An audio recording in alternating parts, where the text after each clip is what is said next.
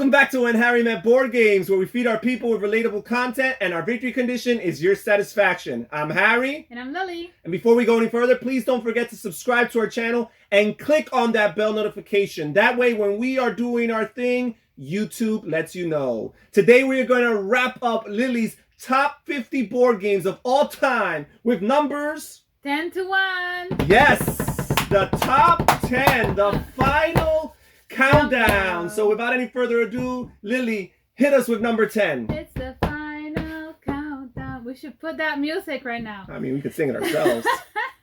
Number 10. Number 10.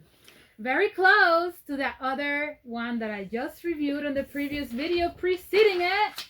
Carcassonne.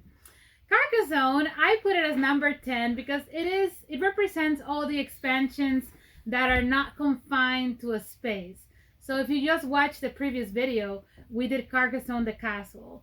Carcassonne encompasses everything else other than Carcassonne the castle, because you can just build from the main game and add different tiles to build any type of expansion, or just play with the original. I love Carcassonne. As I said earlier, it was the perfect combination of trying to do a puzzle with trying to score for cities, with feuding with the opponent to try to outdo the bigger city, or try to place different people to take away their cities, or try to cut off their cities and have the cities become yours instead. It's just all sorts of great things. It's a very zen game. I find it like a no-brainer. You could be very tired after a long day of work and play Carcassonne and find it to be very relaxing in spite of everything that I just mentioned. So Carcassonne, all of the this game, like I said, represents everything. Carcassonne, all of the expansions would be my number 10. All right, and a really interesting trivia for you all. This was actually your number 10 a year ago. Was it really? Number 10, exactly. So for whatever reason, it remained in the same exact spot 1 year later. Congratulations, Carcassonne, because we haven't really played Carcassonne itself. I'm not sure we played it at all this year. We did like Gold Rush. We played Carcassonne Gold Rush, which is a spin-off. We played Carcassonne. It's the base game though, right? No, that's what I'm saying. We have not played the base game, I think, in the entire... I'm pretty sure we haven't played it. We definitely played Gold Rush, and we played Carcassonne the Castle. We might have even played Hunters and Gatherers this year, but no Carcassonne Vanilla. And even so, I guess all those experiences contribute to your love and appreciation for the original game, and that's why it's still number 10. I'm going to let you in on a little secret. My number 10... probably won't change from year to year. Carcassonne, that's it, guys, from year to year. Number 10. All right, so what's your number 9? Number 9.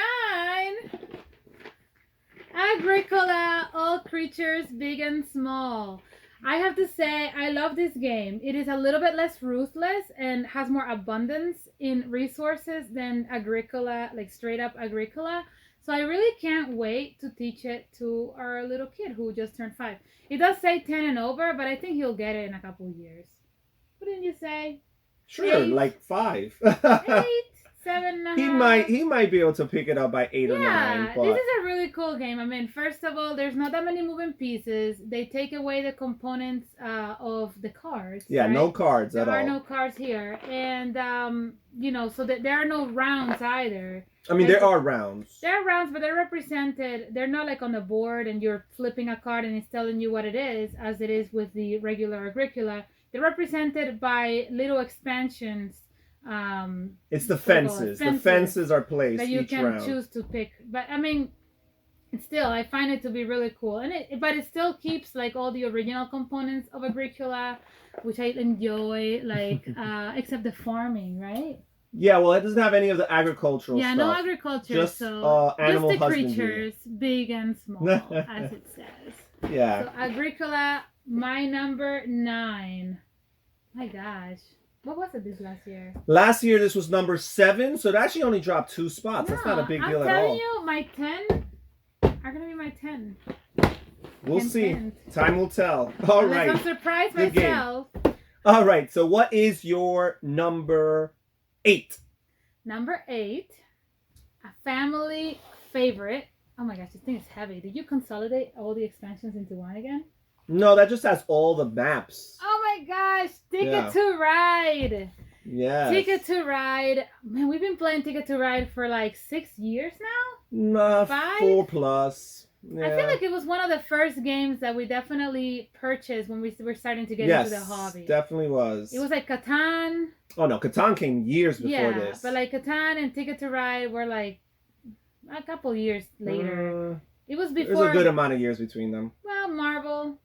Yeah. Dominion. Ticket to Ride. Ticket to Ride. You'll find it anywhere. You'll find it in Target. You'll find it in Barnes and Noble. At this point, it's pretty well known. You're placing tracks with little trains, and you're doing so by discarding cards of different colors, and you're trying to connect routes from different cities.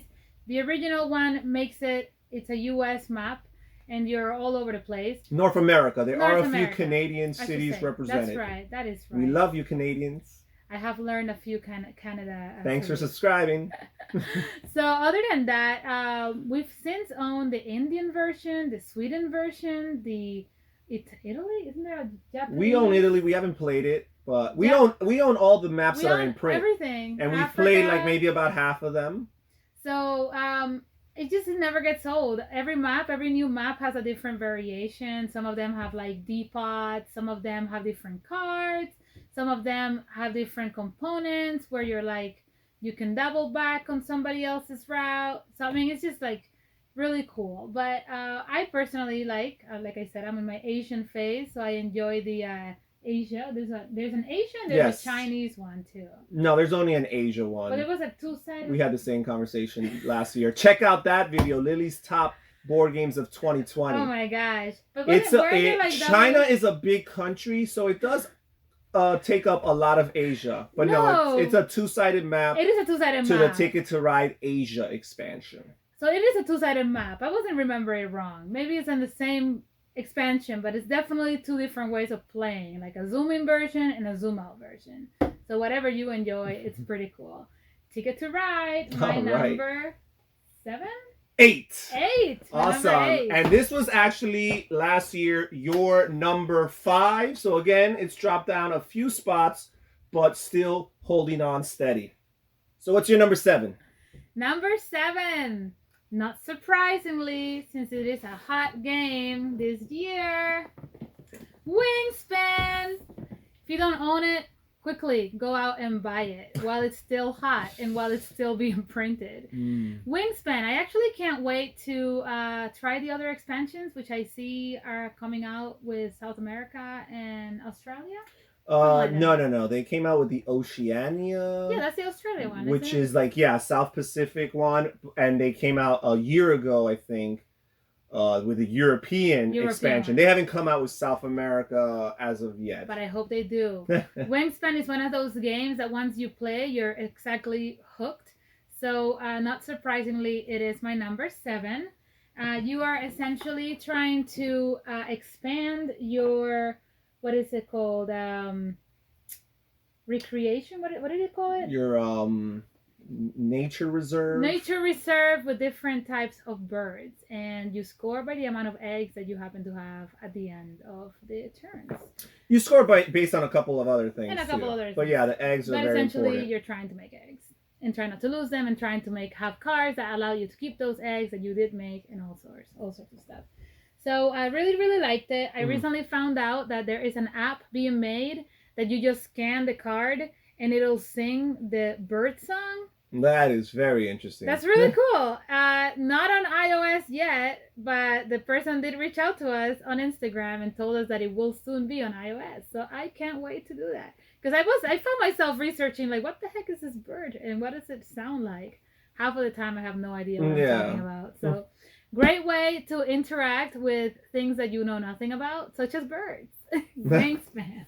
All right, and this is new to your list this year. And look at that, skyrocketed all the way to number 7, considering how much you like your top games for this to have skyrocketed past some tried and true classics. Very, very impressive. And this game is all the buzz on Instagram and on social media. People are always just... tooting its horn and singing its praises. So You joined that bandwagon, I guess. Yeah, no, I really did. And I love the design. It was very well put. It's beautiful and definitely a beautifully very made. Yeah, refreshing theme. A refreshing it's really theme. cool. Whoever made it up, thank you. Elizabeth Hargrave. There you go. Thanks.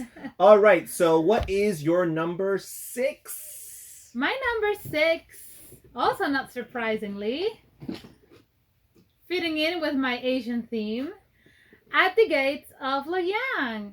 I mean, who does not love trading at the Gates of Loyang? I would like to have permanent customers and one-time customers that I would like to deliver goods to. Also, I can trade with different cards. So if I cannot afford a certain amount of vegetable, which the vegetables in these games are so cute.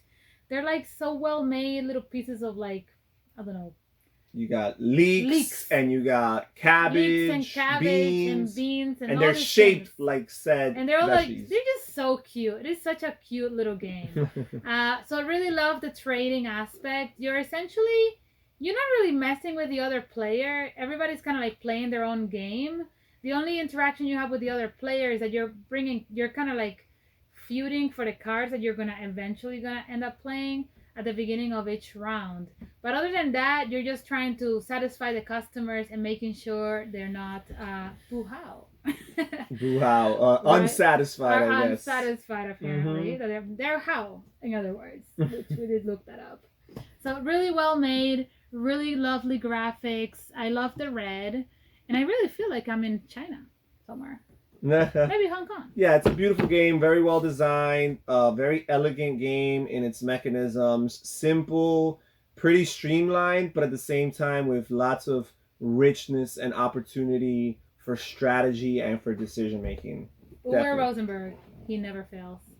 Did it again. Thank you, Uwe. All right. You did it again. And this game was on your list last year. It was actually ranked number 17. So it climbed up over 10 spots, 11 spots. So that's pretty impressive. I mean, we did learn this towards the latter end of the year 2020. Yeah, we've played it more 2019. So yeah, I guess the fact that it was 17 last year was impressive in and of itself. And now it's bumped up all the way to number 6. So let's see where it ends up next year. So we're going to move on to Lily's top 5. That's it, the final 5. So what is number 5, Lily? Number 5.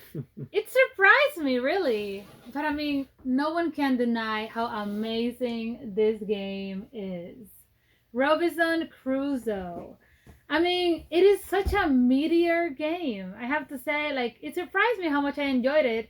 It was a 2-hour experience that I'm pretty sure we never won at, or did we ever win one time? We did. I think the 3rd or 4th time we played, we actually won. By the skin of our teeth. Yes. Did we acquire all the artifacts necessary to eventually like get out of the island or whatever it was? It was wood, just wood. Just the wood, or to do that, to like build a shelter before like the storm came and before the fires were put out and before the beasts of the fields got you. And really cool. It's like a survival game. It really is. I mean, you're like watching survival on Netflix. This is it. You're like playing survival right there on your living room table.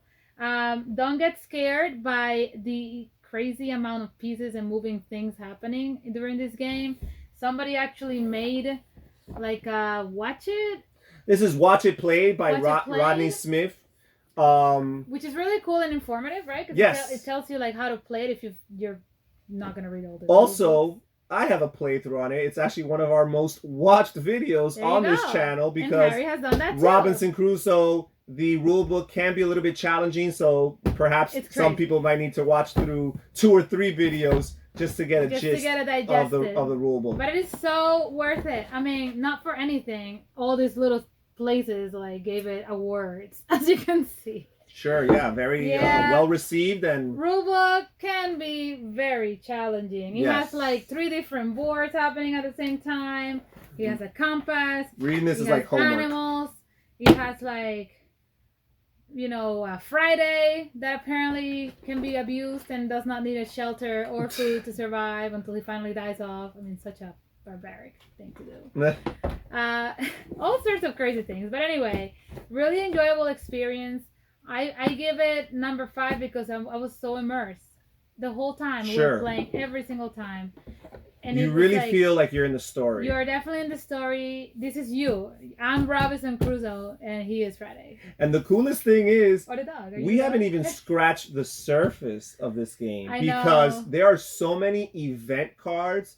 You shuffle in a certain amount of event cards for each game. There are so many event cards. There's so many treasure cards. They're never good. There's so many of these different quest cards that we go on. And also, there's 6 additional scenarios, each increasing and intensifying in difficulty, that we haven't even explored yet. We've only played the first scenario, and we just absolutely got hooked with this game. We got hooked and we got annihilated. So Now, really cool fact, not only is this game new to Lily's list last year, but I'm pretty sure, correct me if I'm wrong, but this was my number 5 board game of all time as well. So, was it really? Wow. Yes. So last video, we coincided with Seven Wonders. Won't tell you where it finished. And now we're coinciding with Robinson Crusoe at number 5. So if we agree on this, it's a pretty good sign about the game. It's a pretty good sign that we may have many, many nights, board game nights ahead. Of survival. Of survival. So what's your number 4, Lily? My number 4, not so much survival, but in the same vein of the island living, Puerto Rico. Yes. Now, why would I, a Cuban, score Puerto Rico higher than Cuba and Santiago de Cuba? It's just a better game, guys. Not as pretty, not as well graphic made, No. but just so awesomely executed. You are essentially, like, you get like your little cards and it has different slots. You're supposed to build buildings, which are just like chunks of like cardboard. With different names and different words, and you're supposed to like add colonists. What's it called? Colonists. Yes. To every time you Which do. are just those tiny, ugly looking discs. Disc little things. I mean, it's like not. This could be so much of a better game if they just put any little effort into making it look prettier, like Agricola, like at the Gates of Loyang. But I mean, other than that, if you can get past the aesthetics of the actual game, you have to ship goods, you have to collect money, you have to find a way to make more money, and you have to try to build your island before the opponent builds theirs. So at every turn, if it's a 2-player game, which we've only played it 3 players one time. I've played it 3 players a few times, but yes, you and I have played it 3-player once. Hi Tim, if you're watching. Yes. Hey Tim. Do contact us. We missed you. Yeah. So you each get to be. I guess in a 3-player game, you're only one character every round, and in a 2-player game, you get to be 2 characters, right? Every round. Yes. Like somebody's the governor, somebody's like the mayor. Oh no! Actually, you got to be 3. In a 2-player game, you got to be 3. You got to be 3. So it's much stingier when you play with 3 or more players. Yeah, for sure. I'm pretty sure I won though. You did win. Not that I'm keeping track. My number 4, Puerto Rico. Great game. Love great it. game. Classic. Visit the island. Don't get discouraged by the actual game components and give it a chance. This game is nearly 20 years old and it's still in the top 30 on BoardGameGeek.com, which is very impressive because old games in the industry, it's such a cult of the new mentality where only new games rise to the top and old games quickly get pushed out, and this game is still hanging in strong. And it's hanging in strong in Lily's list because this game last year was her number 4. Same exact spot. So this is a second game within the top 10 that did not budge at all. Will there be a third? So what's your number 3? My number 3, another Uwe Rosenberg classic, Agricola. Woo-hoo-hoo. The actual full game where you get to go all 12 rounds, right? Is it 12 rounds? 14. 14 rounds. You get to play with different cards. We have all sorts of expansions. What are they called? They're called like there's 2 different sets of cards that we do for this game. Yes, there's the minor improvements and the occupations. Yeah, so some of the minor improvements, you need a certain amount of occupations before you get to activate them. Some of them let you have, like, save food ahead of time, let you get food in the future turns. So they're like, put a food at every little thing, and every time there's a turn, then that food is yours. I just love how the combination of worker placement and also the cards, which is a new thing that we started doing this year, right? Oh no, we've been doing this for like 2 years actually. The cards? Would that do Yeah. as many as you've? No, I always introduce new cards to the game, but it's not. But we always have been playing with cards. I feel like it's just like I find like a great combination of cards. Like at the beginning of the game, you get to decide out of like so many cards which ones you're gonna play with, and it's like, yeah, I want to play with the one that if I go to this one place, I'm gonna get 3 foods and I'm gonna get 1 vegetable, and I'm also gonna be able to sow and plant or whatever it is, you know. So yeah, it's just a great type of game. We haven't really played it with multiple players. we have a few times. But We played with our friend Chris that one time. That's true. And we've played with our nephews a few times.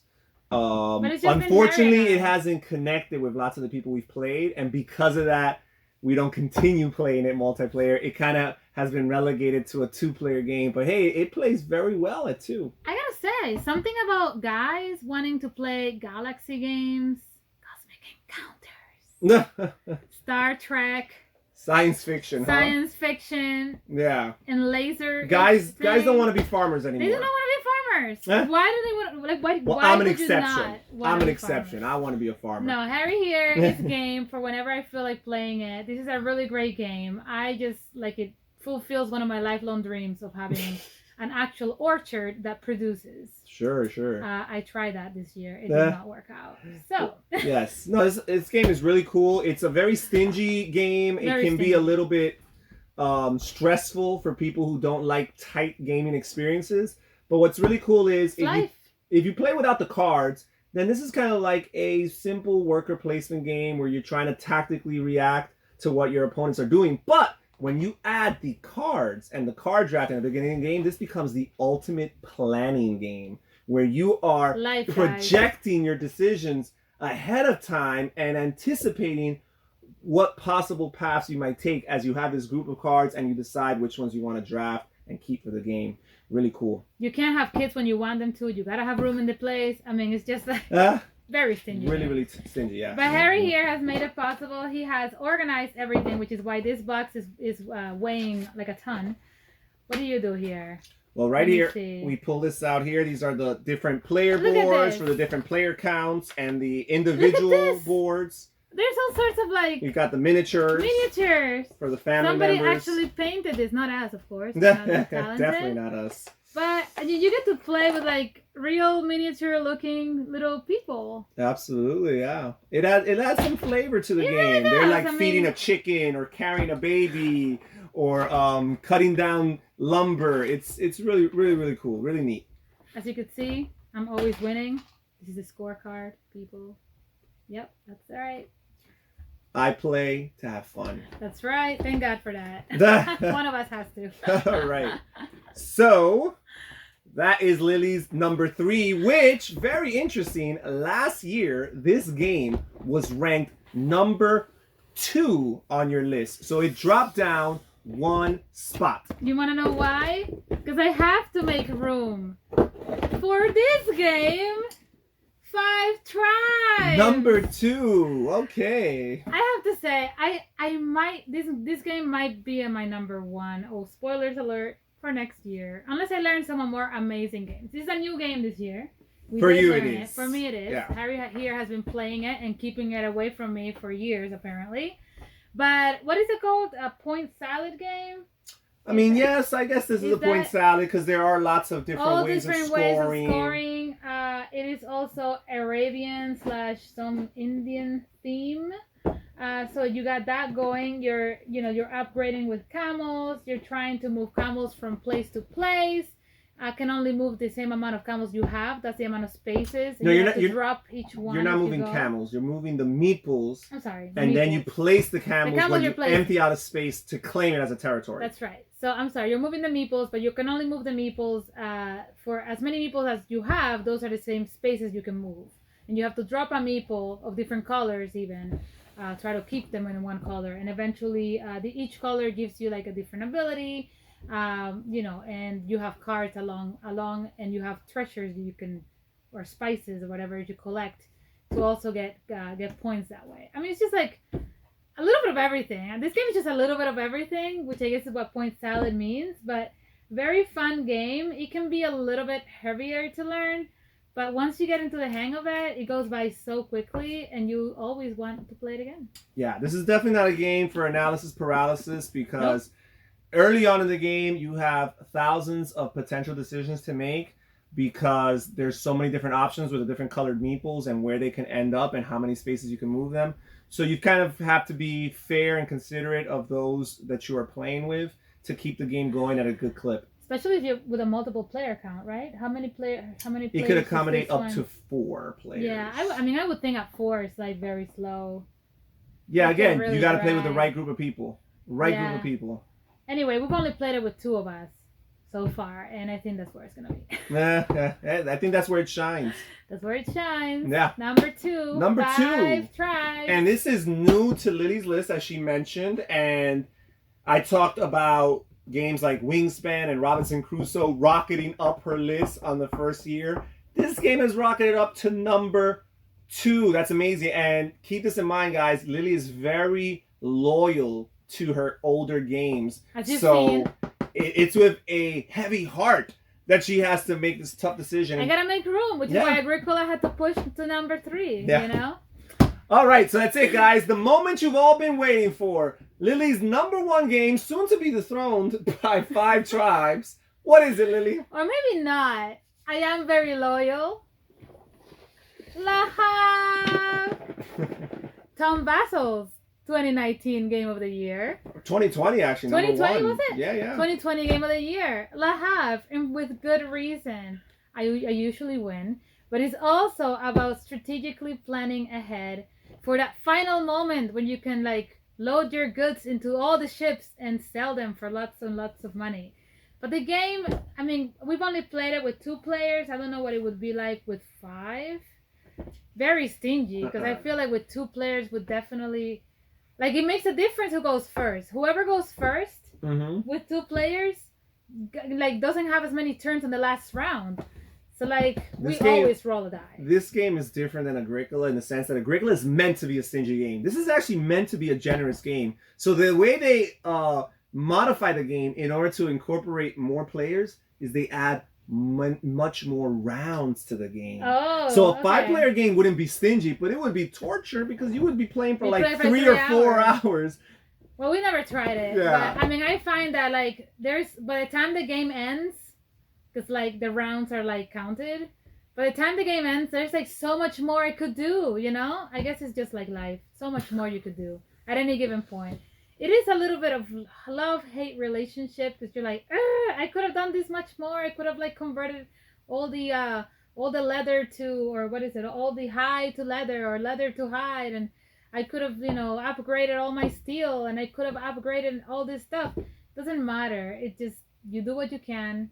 You have to plan your glorious end from the very first round, and every little step that you take into the right direction, and every worker placement into the right cards, or paying your opponent to go in to use their cards counts. So, which is why La Havre is on my number 1, and I am gonna struggle this year. Harry here doesn't play it very often with me, and if I don't play something very often, I have a hard time remembering. We play this a good amount compared to any other game. We don't play any game a lot. Where is this in your game? Oh, this game is in my top 10. I'm not going to spoil as to where, but this game is in my top 10. I like this game Hold amount. on tight, and let's see how many times this coming year, we can play. Huh? I wonder what the list of 2021 will be. All right. Well, I guess that's it. Lily's number 1 board game of all time. And again, La Havre was number 1 last year. So let's see if it holds steady for next year. I don't know. We're I'm just excited. emotionally attached. I just love it. 5 tribes. I'm torn. I'm a torn individual. All right. Well, thank you so much for joining us here at When Harry Met Board Games. Please consider clicking on one of the videos on your screen right now. If YouTube is showing them to you, it's because they think there's a good chance you will like one of them. Also, check in the description down below for a link to our Patreon account and see how you can support this channel and become more involved with the behind-the-scenes process. Research and find a tier that works for you. This is Harry. And Lily. Saying take care, everybody. Stay safe, stay healthy, and have fun gaming. Bye-bye.